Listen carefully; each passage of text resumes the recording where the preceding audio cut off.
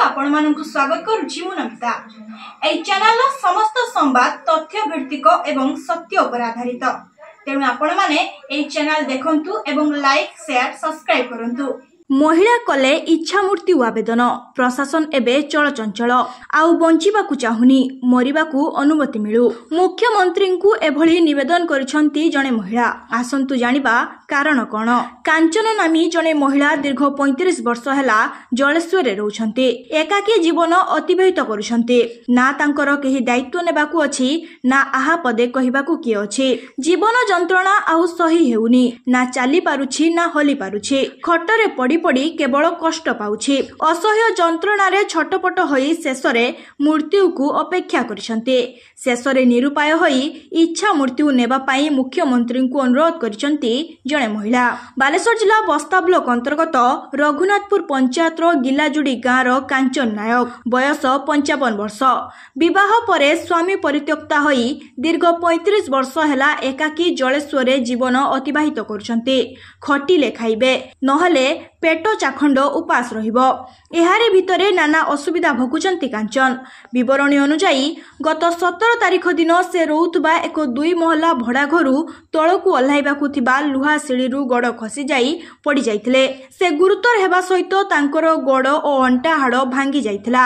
स्थानीय लोके तांकु उद्धार करी जलेश्वर जीके भट्टर हॉस्पिटल को नै जाइथिले। सेठारे डाक्टर तांकु चिकित्सा पाई मना करिबा परे एक घरोई एम्बुलेंस रे बारिपदा मुख्य चिकित्सालय को नै जाइथिले। सेठारे मध्य चिकित्सा होई परिबो नाही बोली कहिबारु तांकु कटक बड़ मेडिकल को नै जाइथिले। सेठारे बहु चेष्टा परे तांकर अस्त्रोपचार करागला किंतु 2 दिन परे हॉस्पिटल रु डिस्चार्ज कर दिया गला और बेड रु काढी तळे रखी दिया गला। फलरे स्थानीय लोकंक सहयोग रे एक घरोई एम्बुलेंस रे आनी जलेश्वर भरा घरे छाड़ी देइथिले।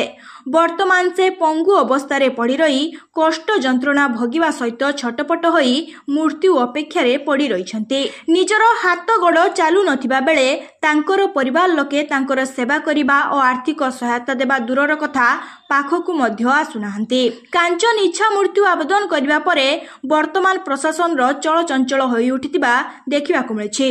देखा जाऊ निराश्रय कांचन को केबे आश्रय मिलुछि। कांचन कौन है जोड़ा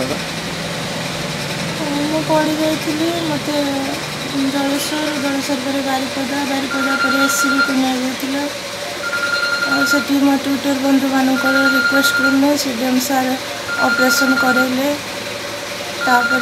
बेड को आसला मत आउ ट्रिटमेंट अने वार्ड रे आउ के विजिट रे आसले डॉक्टर मैंने ऑपरेशन 2 दिन पर डिस्चार्ज होगापी कहले।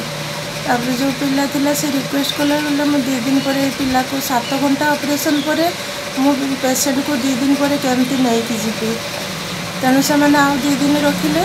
तापर हठात से दिन 2टा बेले आसिक डिस्चार्ज पेपर बेड रे मत दे गले। मु बेड रे एकुटिया थी जब अध घंटा भितर बेड खाली करने मु रिक्वेस्ट कली। से पिला भी जाकि सार को रिक्वेस्ट कला जे तांको आउ किछि दिन रखा जाऊ तांकर केही नांती किंतु जी बेड इंचार्ज रे जो डॉक्टर थिले से किछि सुनिलेनी।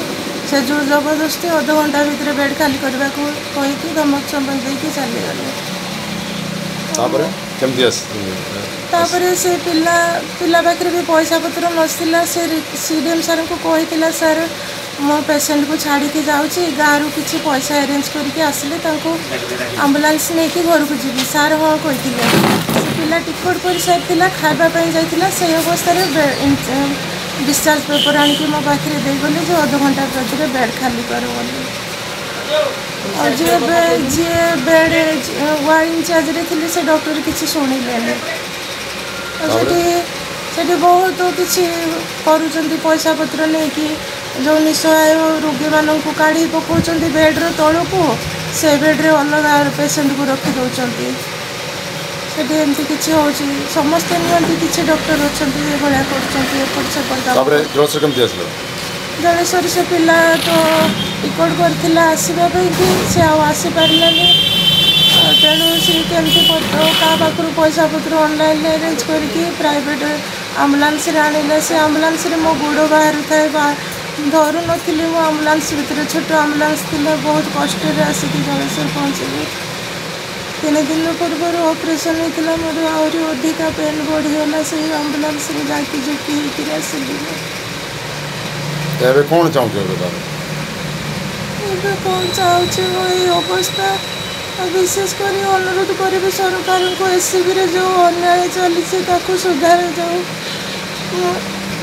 सीडीएम को चापर मत ऑपरेशन करागला ट्विटर रे मोर 100,000 ट्विटर बंधु मो सीएम स्वास्थ्य मंत्री समस्त को रिक्वेस्ट कले मंत्री को रिक्वेस्ट सीडीएम एडीएम समस्ते एत सहायता पर जदि मत बेड्रु काढ़ी पकुंट साधारण रोगी को अवस्था से कौन हो प्रति प्रशासन दृष्टि दिंतु स्वास्थ्य मंत्री दृष्टि दिंतु सीएम दृष्टि दिंतु आठाकर सीडीएम भी ए अवगत हवा दरकार अगोचर से कौन चलती बेड बिक्री चलती पैसा नहीं अन्य डॉक्टर मैंने बेड बिक्री कर निराश्रय रोगी मान को बेड्रु तौल को फोपाड़ी दौरान टिके गारी कथा शुणुना ओटीरू बाहरी आसिक बेड्रु पेसेंट को डिस्चार्ज कर दौरान मोर 7 घंटा धरी ऑपरेशन है 7 घंटा ऑपरेशन पर 3 दिन पर मत बाहर कर दौरान मु बारंबार गुहारी कली सीडीएम सार को मोर कहीं ना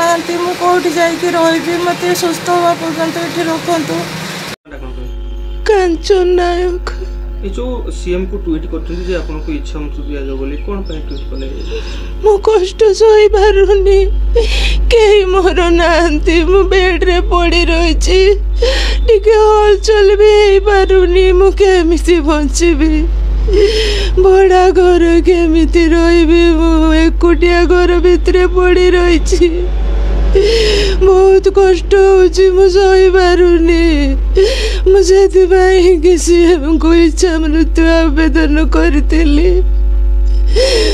मत दया करतु बालेश्वर जिला जलस्तर सुशांत कुमार प्रधान रिपोर्ट सत्य संधान आप पड़ी घरे किए लोग आसवे दौड़ी जना पड़ा कि सी सो कथा माने शुणु माने आमर क्षेत्र में मेडिकल मुझे भी जड़े भुक्त